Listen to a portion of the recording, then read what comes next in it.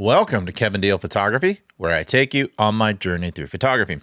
On today's episode, we're going to be doing an in-depth review of the new 1.8 lenses from 7 Artisans.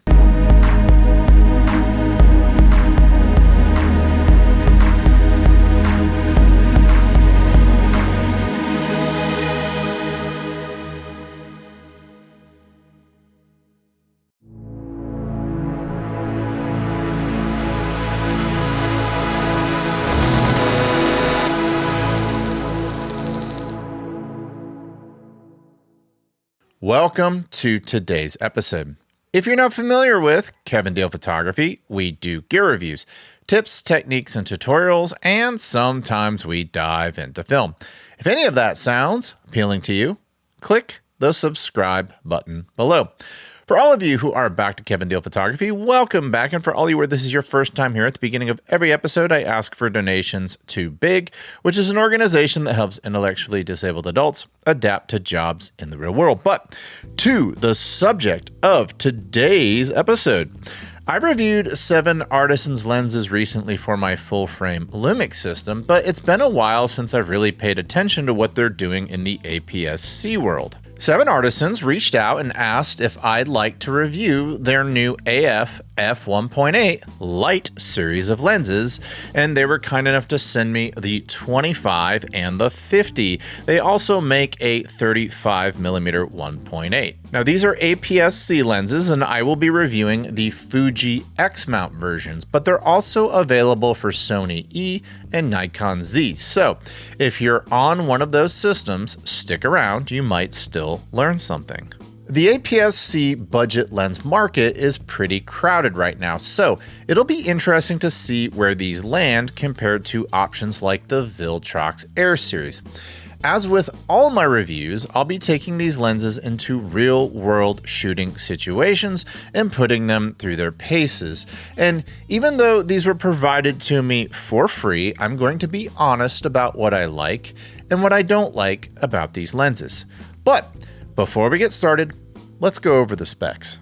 The 7 Artisans AF f1.8 Lite series of lenses are lenses for APS-C camera bodies. It's available for Sony E, Nikon Z, and Fuji X. The 50mm f1.8 shoots at a 75mm equivalent in full frame.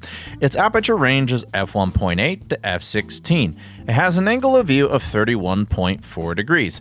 Its minimum focusing distance is 21.7 inches or 55 centimeters. Its optical design is 6 elements in 5 groups, and it has 9 rounded aperture blades. It has a front filter thread size of 58 millimeters.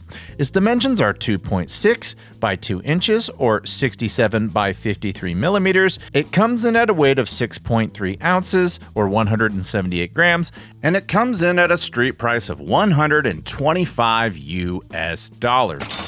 The AF 25mm f1.8 has an equivalent of 37.5 millimeters in full frame.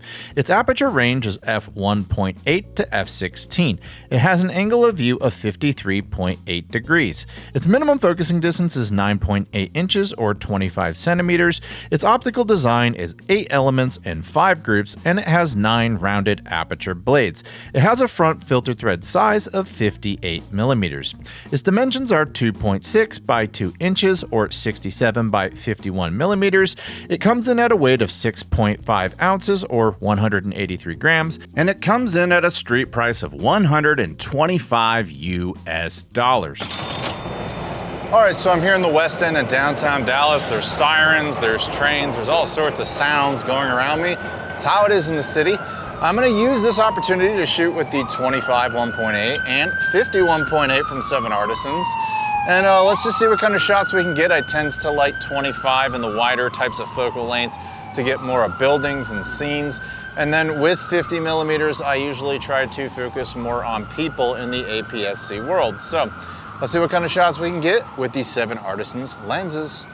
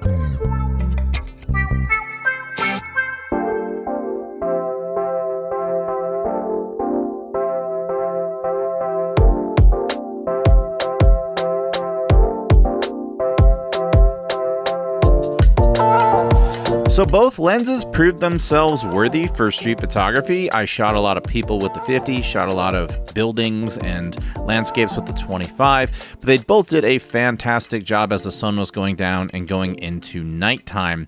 The people there were pretty awesome. This guy even offered me some of his blunt, but I did not partake because that's just not my thing. But I think that makes me cool. Okay, so you saw me do some shots with both of these lenses in downtown Dallas. I did some street photography. I'm back here in Austin, and I want to do a portrait session with these guys. And I want to compare them maybe to their nearest comps from Viltrox, the Air 25 1.7 and the Air 56 1.7. Now, it's not a totally fair comparison because 56 is longer than 50, but that's the closest I could come up with. I will say it's a closer comp because you have two 25 millimeters, one being a 1.7 and the other being a 1.8. And the Viltroxes are $50 more. So when I do these comparisons, I'll of course go into the files in post-production and show you them a little more closely, but do keep in mind that the Viltrox is $50 more. It doesn't give you an upgraded aperture ring or anything like that, but just something to keep in mind. Let's see what kind of shots we can get with these 7 Artisans 25 and 50 millimeter 1.8 lenses versus the Viltrox lenses. And we'll just do some general shots of this portrait session that I'm doing here with a model in downtown Austin.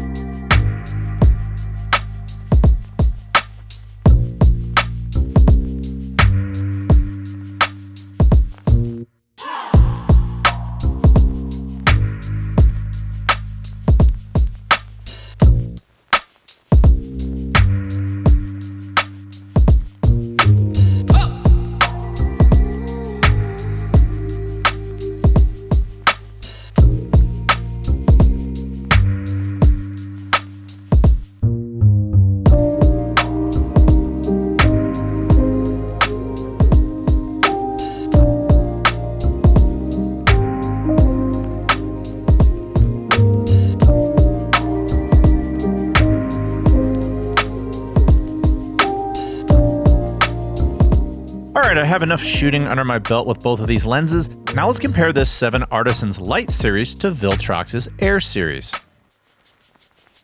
Okay, so we're gonna do a quick file comparison. I have the 7 Artisans here on the top, and on the bottom, I have the AF 25 1.7 from Viltrox. So let's zoom in on these files. And at 100%, I'm not seeing huge differences. Stop down at f5.6 here. I might give a slight nod to the Viltrox though, but it's pretty decently close on the 25 millimeter models. Let's go over to the 50 millimeter models and 56 respectively on the Viltrox. So as we zoom in, once again, we have on the top the 7 Artisans and on the bottom we have the Viltrox. Now, when I look at the details of her cheek, you can definitely see at 200%, the Viltrox is the clear winner here. This is definitely a sharper lens, and that's at 5.6. That's stopped down, so it's not a missed focus. That is just a sharper optic. Let's do one more comparison. Once again, we're gonna do the 50. The 7 Artisans is on top, and the Viltrox is on the bottom. Now, right off the bat, the contrast is similar on both. These are both stopped down to f8, and at 100%, I would say in the middle of the frame, I can see a tiny bit more micro contrast here on the Viltrox. Now let's go to the outer edges, and it's very clear here that this does not resolve well on the edges on the 7 Artisans, and this resolves very well on the Viltrox. So this is what you get for $50 more. I just wanted to show you a quick comparison because even though they're not the same price, this is the next step up. Now let's go back to my studio and talk about what I liked and didn't like about them. Okay, first and foremost, my apologies for the red eyes.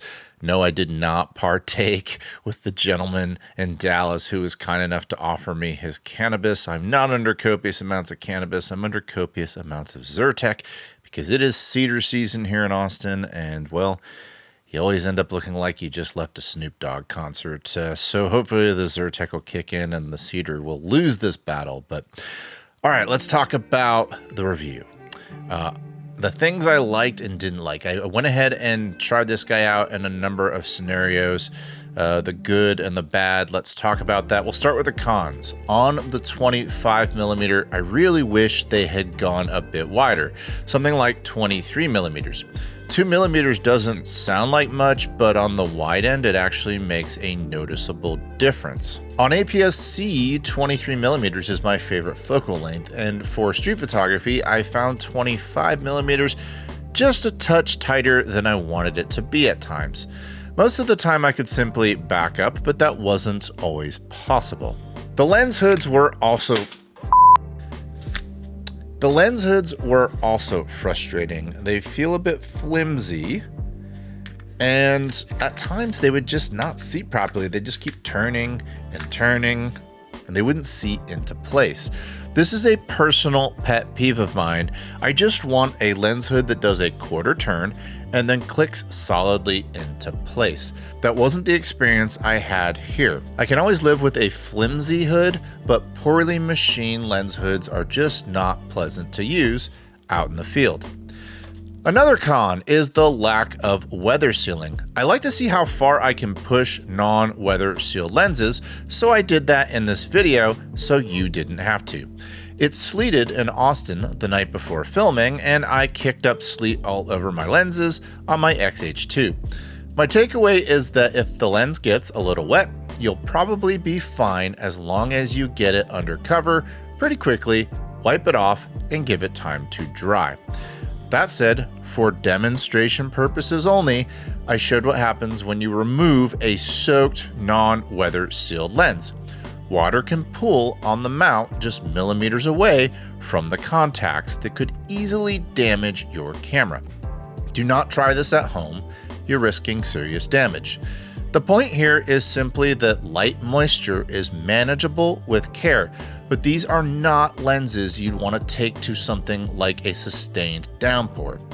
For the price, whether this is a con is debatable and probably even a reach to complain about, but maybe not. A rubber gasket only costs a few pennies, even in this economy. For the Fuji purists out there, these lenses do not have aperture rings.